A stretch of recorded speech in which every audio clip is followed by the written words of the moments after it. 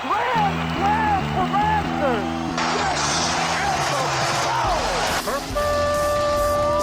It's time for Blessed to Play on EWTN Radio, uncovering the role that faith plays in the lives of sports professionals from around the country. And now, here's your host, Ron Meyer. Meyer, score!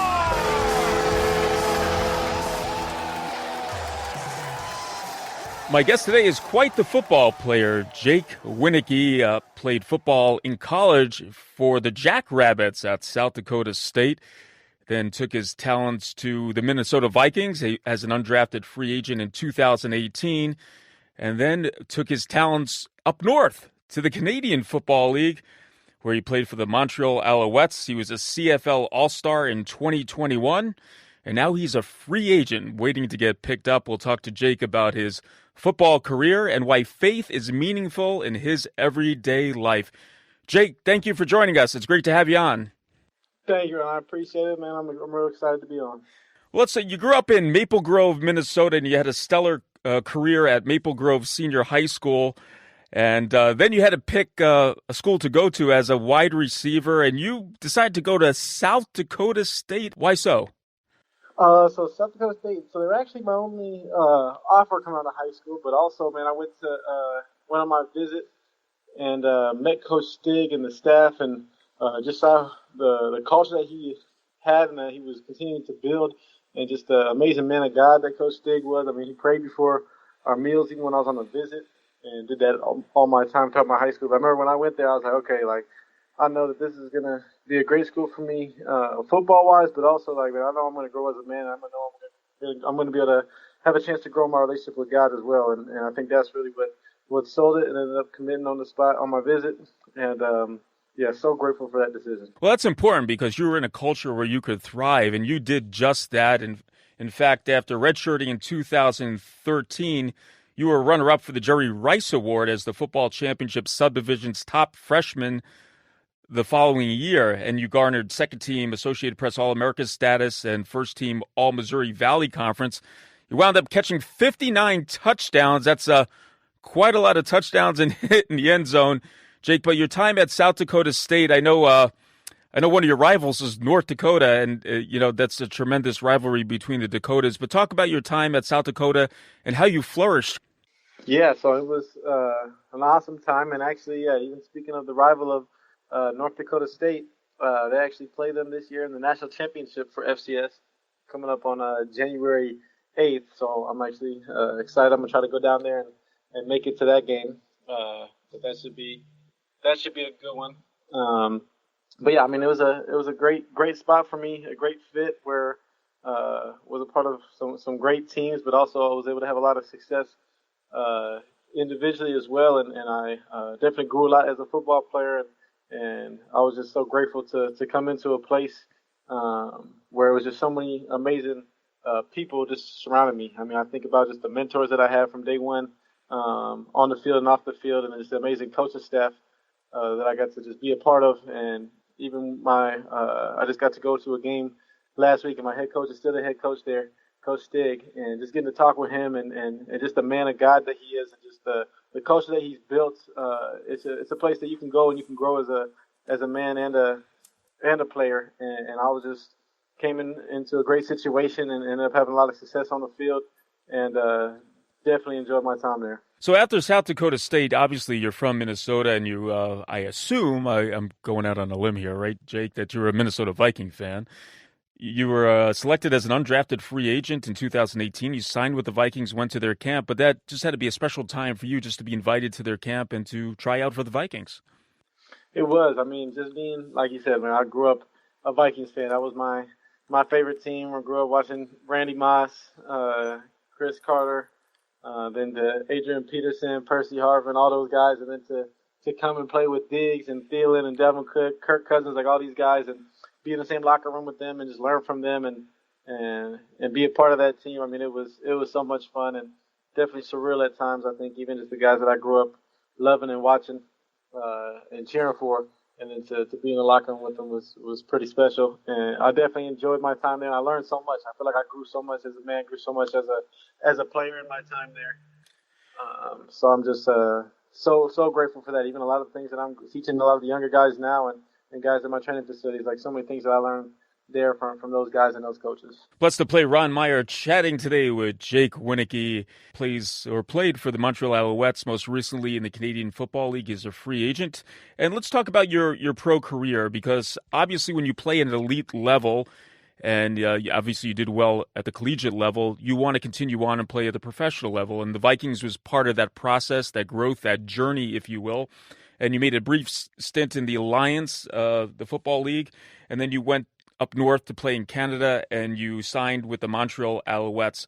Different game than the American game, of course, and you played 18 regular season games in 2019. 41 receptions, 569 yards, and 8 touchdowns, and you were East Division's most outstanding rookie. But talk about the growth process and then going up north to play in the Canadian Football League. Yeah, I think, first of all, just after getting released from the Vikings, like you said, short stint in the AF, and then when the CFL Montreal called me, and I was like, oh man, like I never even really had thought about going up there, and then ended up starting to look into a little more, and decided to go up there. And I just from the moment I got up there and was just in the locker room and just got to play, I just had a deeper appreciation for the CFL and just the league, the amazing talent there, the coaches that just have had so much fun being a part of it. And yeah, there's some different rules. I mean, especially a receiver, we get a running start. Mm-hmm. There's only 3 downs instead of 4 downs. So there's definitely some different things that you got to get used to a little bit. But I've just enjoyed every little part of the league, the different nuances and different things, and even just a different strategy. I think just having 3 downs makes it a completely different game, and just how important every single play is. Obviously, it's important even in the U.S. with 4 downs, but it's just definitely brings a lot of different strategy and different styles of play as well. We'll talk about the mindset. When you go from a collegiate athlete, you're not paid to play, and then you become a professional, and this becomes your occupation of sorts. The work ethic, does that remain the same? How do you go about the pro game differently than the collegiate game?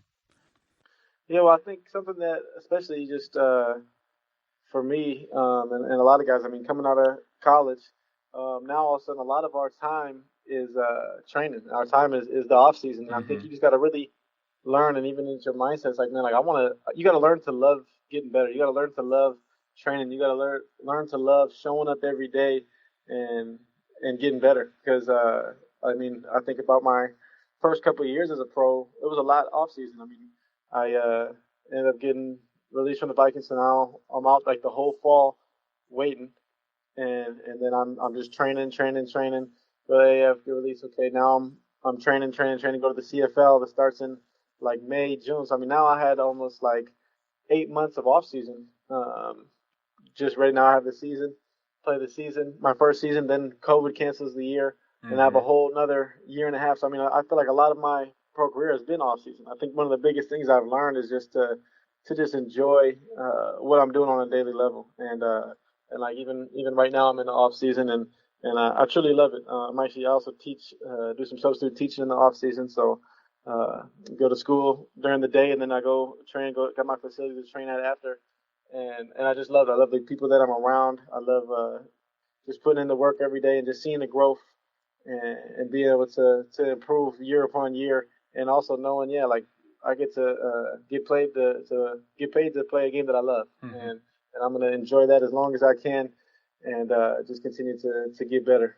Yeah, Jake's teaching in the off season. That must be a great thrill for the students, especially those on the football team, to have a professional athlete in their midst and to share stories and coaching and trying to make them better. I want to talk about the mental game and the toughness that you need to go on this journey as an elite football player. Because when you're at South Dakota State, you did phenomenal, right? You had 59 touchdowns and you've been enjoying playing football and everything's going great.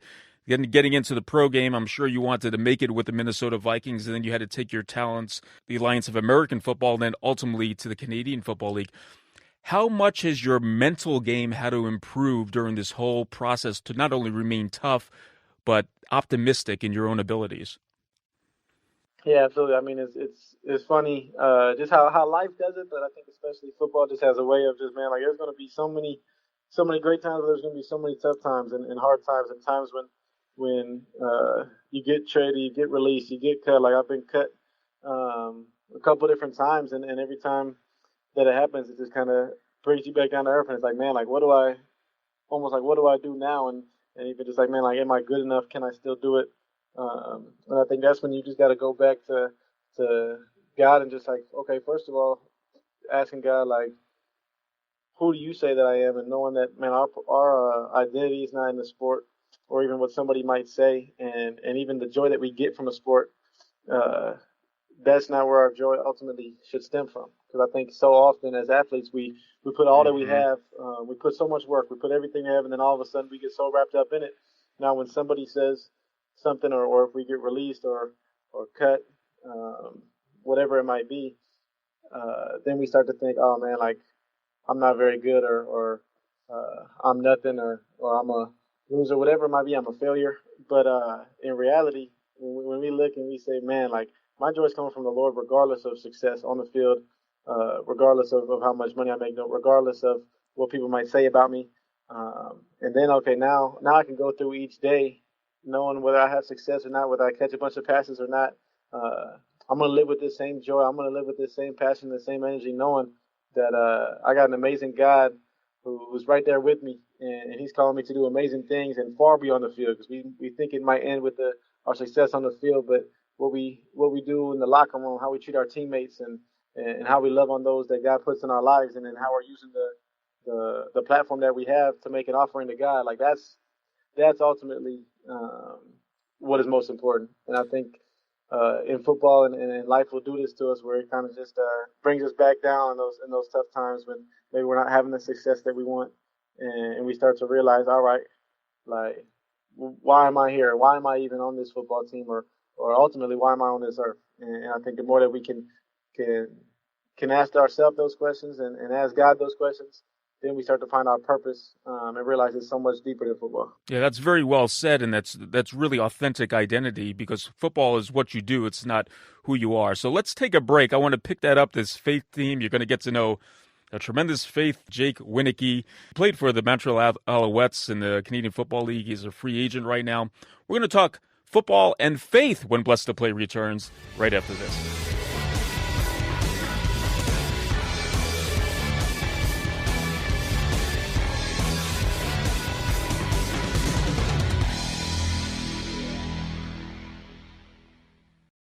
EWTN podcasts are available on Spotify. Weekday shows from the Sunrise Morning Show through Cresta in the afternoon, plus the latest weekend programming. You can find it all at Spotify.com. EWTN uses the power of radio to reach people whenever and wherever they're searching for answers to questions about their Catholic faith. EWTN radio is heard on over 500 domestic and international AM and FM radio affiliates. For a complete list of programs and how to hear EWTN radio, visit EWTN.com and click radio. EWTN, the Global Catholic Network. EWTN. Live truth. Live Catholic.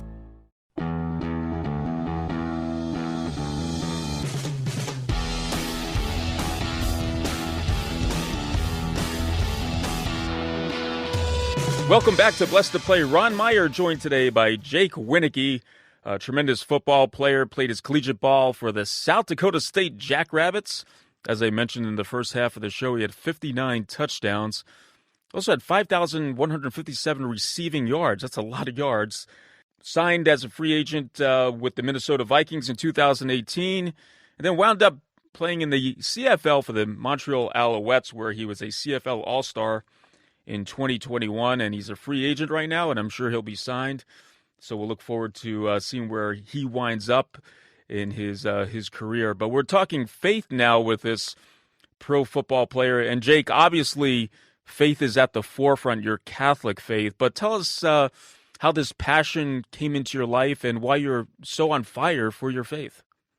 Yeah, so I grew up going to church, grew up in the Catholic Church, had an amazing family, got an awesome mom and dad who always brought us to church. I mean, no matter what, we're going every Sunday. And then I really enjoyed it. Growing up, I have a lot of great memories of going to Mass, going to even just like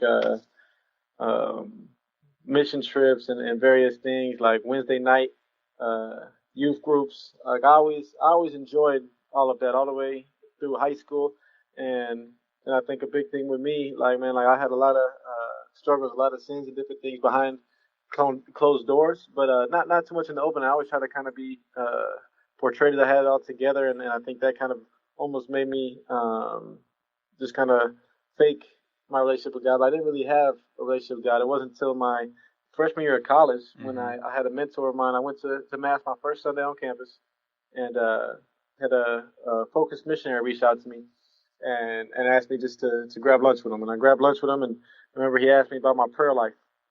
And I mean, I was like, oh yeah, it's pretty good. I mean, I pray before bed, I pray before meals, and he asked me like, how much, or do you ever just sit with God and just listen to him? And I was like, I never really tried that. And he's like, all right, that's my challenge to you is just every day this week, just stop by the chapel at the Newman Center and just sit with God, just sit with Jesus for face to face for about 10 to 15 minutes. You can open your Bible. He showed me a couple different ways I could pray, a couple ways I could pray with scripture, and he said do it 10 to 15 minutes every day. And I did that. I remember my first time. I remember where I was sitting in that church, and it was like my first time where I felt like a peace. Like I felt like, man, like this is God right here. This is Jesus right here in the tabernacle. And I feel like it was the first time in my life where I was actually listening for God's voice instead of just before that. I think a lot of my prayers stemmed from, okay, God, like thank you for this, or can I have this? And now it was actually listening for God's voice and actually digging into the scriptures and trying to hear what God was trying to say to me. And I don't know, I felt the peace like in Philippians 4:7, man, a peace that surpassed all understanding. And for the first time I had that peace, and for the first time I was growing in my relationship with God, and continue to meet with Andrew, it was the focus missionary's name, and throughout my whole college was meeting with him and continuing to challenge me and invite me to grow, and I started digging into the history of the church, and started just looking, and I just felt more and more in love with Jesus every day, and more in love with the church that he started, and was just so grateful for that, for Andrew in my life, and to push me and just to start praying. And now even in my daily life now, fast forward about 10 years ago, now I got a wife and 2 kids, and I just know the importance that I need every single day. I need to spend some time with Jesus. I do. First thing when I wake up, I know I need it, because the days when I don't spend that time with God, man, my whole day is a little off, because I'm not connected to the vine. And I think that's just John 15. That's what Jesus commands us, to be connected to the vine. And I know I need that every single day in that time in prayer. Chatting with Jake Wieneke, a professional football player, most recently playing for the Montreal Alouettes in the Canadian Football League. So you have this encounter with God, and you're transformed, right? Something is new in your life. So those people around you who saw the quote-unquote old Jake Wieneke, how did they handle this new approach to life, your Catholic worldview? Yeah, I mean, I think I like how you even said that, the Catholic worldview, and like I think about like taking Jesus' yoke upon him, like his worldview, and like yeah, man, the way that I viewed the world started to change. I started to view it the way that Jesus viewed it, and I was striving to be more like Jesus. So hopefully my desires were more like him, and they were. And I think just the more that I was seeking Jesus, the more that I just desired to honor him, and literally the things that I thought about and did started to align with that. And there's a lot of old things that I did and a lot of sins that I struggled with that I just didn't want any part with anymore. And even when I would go back home, I remember my brothers were saying, man, these is not the same. Like I still love sports. I still love certain things. So I could still hang out with them if we were playing sports, but there's just certain things that I didn't want to do anymore. And I didn't have a desire to do. And I don't know, it was crazy just kind of how Jesus just, especially slowly throughout my college, like just changed my desires and aligned them more with him. And yeah, it definitely was, I think with new men when I came back from college and I saw certain relationships flourish and like I even think about my relationship with my mom flourish because we started digging into the scriptures and started talking about Jesus. And then I think about my now wife. We went to high school together and we were friends in high school, and then kind of just stopped talking for a while and ended up reconnecting at my sophomore year of college, and like she saw a new man, and I saw kind of the same thing in her seeking Jesus, and then we started dating my junior year, her sophomore year of college, and now we've been married for almost 4 years, got 2 kids, and just seeing how our desires have continued to grow and shape and shift more like Jesus. Yeah, and a shout out to your wife, Brenda, and hopefully we'll be listening to this interview.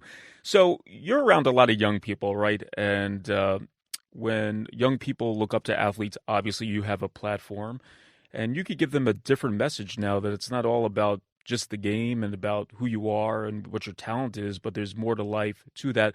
But I want to know what strengthens you on an everyday, when you get up in the morning, how do you pray? What prayers invigorate you, inspire you, get you through that day? Yeah, so I mean, like you said, like you hit it, what kind of gets me through each day, what kind of gives me anything. I remember even one person asked me one time, just like what gives you joy? Like, how are you so joyful each day? And I remember thinking, and I was like, man, like the only way that I can even have joy is if I receive it from Jesus. If I spend time in prayer and spend time in the scriptures, and it just kind of reconvicted me just how important I need that every day. And yeah, like you said, like every single morning, I try to give God at least the first 15 minutes of my day. I really started doing that intentionally because there's been different times where I've had different times of the day where I have done it, but I know how much I need it in the morning. So regardless of what time I'm getting up, I could always get up 15 minutes earlier. And I started doing that during the season when I was up in Canada, and I'll continue to do that as I'm teaching. So say instead of getting up at 6:30, man, I'm gonna get up at 6:15, or I'm gonna get up at 6, and spend at least that first 15 minutes with God. And what I love to do is Lectio Divina, and so right now I'm actually through Advent. I'm just reading through Matthew. I'm reading a chapter of Matthew every day, and so my first morning, what I like to do is just read a chapter of Matthew, and then pick a section of scripture or a verse, something that I read, and then pray Lectio Divina. So I'll just read it about 3 times through. It's one of the ways that one of my mentors taught me to pray when I was in college, and I just love to read that and just pray and just allow God and Jesus just to speak to me through the scriptures, and just put myself there like I was there sitting with Jesus, and allow him just to speak with me and just ask, all right, God, like, what are you pointing out to me? Why? And just like, what do you want me to do now? Like, how do you want me to walk with you today? And I think it just focuses my day. It's like, all right, this day is not about you. Because I think a lot of times the first thoughts coming through my mind when I wake up is, all right, Jake, what are we going to do today? And I think that prayer just reorients me. I was like, all right, God, what do you want to do today? With the craziness going on in our world, and you experience this as we all have, especially in your football career with the COVID year and then the unrest and everything else that's going, and you're in Minnesota. I mean, you had a bird's eye view of what was going on right there. How much more important is to be centered on God and knowing what he wants for each one of us? I mean, absolutely. I mean, yeah, in this day and age, I mean, I see it every day, even in the schools, and it's cool just to even just to see what's going on in so many different people's lives and coming from different places, and just kind of being able to hopefully relate with people, but then also ultimately be able to point them back to Jesus, and ultimately that's the only thing that's going to last, and that's the only thing that's going to give us purpose and joy and a peace in our lives. Because man, like Ecclesiastes says, and Proverbs, so many different places tell us throughout the scriptures that we can chase all these things, but it's all just fleeting. It's never going to satisfy. It's never going to do anything. It's all worth nothing. But we all know one that does matter, that will last forever. Jesus says his words will last forever, and we know that eternal life with him is ultimately what we're living for. And when we have that purpose, we can go into our daily world. I can go into this school and see all these kids and hopefully just give them some hope, man. We have an amazing hope that we're living for, and that's ultimately eternity with Jesus. And hopefully I can just share that with everyone that I encounter, and those that God especially places in my life to go deeper with, that I can invite them to come to know Jesus and walk with him and ultimately be with him for eternity. I mean, that's my prayer for me and my family, my kids, but also all the people that I teach and come across on a daily basis. And I want them to, when they see me, to see Jesus. So hopefully I can live out John 15 and be connected to the vine, but I know it stems first from my prayer, and then also now to walk with him, and so that when other people see me, they see him. Yeah, I'm thinking that Jake's the Catholic Tim Tebow as this interview goes on, and that's a tremendous compliment that I'm giving you. Jake, let's get back to football here. You're a 6'4" wide receiver, and you talked about Randy Moss, who you got a good look at there when he played for the Vikings. But Who did you look up to as a wide receiver, as a football player growing up and even into your collegiate years? Man, so I've had a lot. I think my first one for sure, Randy Moss. I mean, being in Minnesota, everybody wants to be like Randy Moss for sure. So he's probably definitely the most influential, especially most of my childhood. But then I've had a lot of different favorite receivers over the year. I always loved Julio Jones, loved Demaryius Thomas, AJ Green, DeAndre Hopkins, love Odell. Now I love like Justin Jefferson, Tyreek Hill. I mean, there's so many receivers, Devontae Adams, so many receivers I think that I love and learn from just watching. Like whenever I'm watching a football game, I'm watching the receivers, looking at different techniques, kind of seeing how they're playing, and I love to just to learn from them and learn from watching them. Do you actually practice the one-hand grab of the ball? Every once in a while. I mean, I think I'm more of a two-handed catcher now. I think I mostly practice with two, but especially when I was young, I think I did a lot of practice with one hand, and now it's just kind of every once in a while it has to happen, but I try to always get two hands if I can. Yeah, I think Odell Beckham brought that into vogue, and now everyone wants that one-handed catch, and you need some big hands to do that. I'm sure you have those as well. Well, Jake Wieneke has been our guest. Tremendous guy, folks. What a great role model is. He's teaching right now high school students, so I'm sure they're benefiting by his perspective of life, his faith, and who he is as a person. But tremendous football player and looking to continue in the pro game. He played in the CFL most recently, so Jake will be looking where you wind up, but many blessings to you and success as you continue your pro career. But thank you for sharing your faith and a little bit about you right here on Blessed to Play. Thank you. I appreciate it. Thanks for having me. Hey, Blessed to Play fans, check us out on the web at blessedtoplay.com. That's blessed2play.com. You could look us up on Facebook. Hit us up on Twitter at Blessed to Play. For Jake Wieneke, I'm Ron Meyer. We'll catch you next time right here on Blessed to Play. You've been listening to Blessed to Play with host Ron Meyer on the EWTN Global Catholic Network. If you have a question or comment about today's show, feel free to email us at info@blessedtoplay.com. That's blessed, 2 play.com. You can also connect with the show on the web at www.blessedtoplay.com. Again, that's blessed, 2 play.com. Join us again next time for Blessed to Play on the EWTN Global Catholic Network.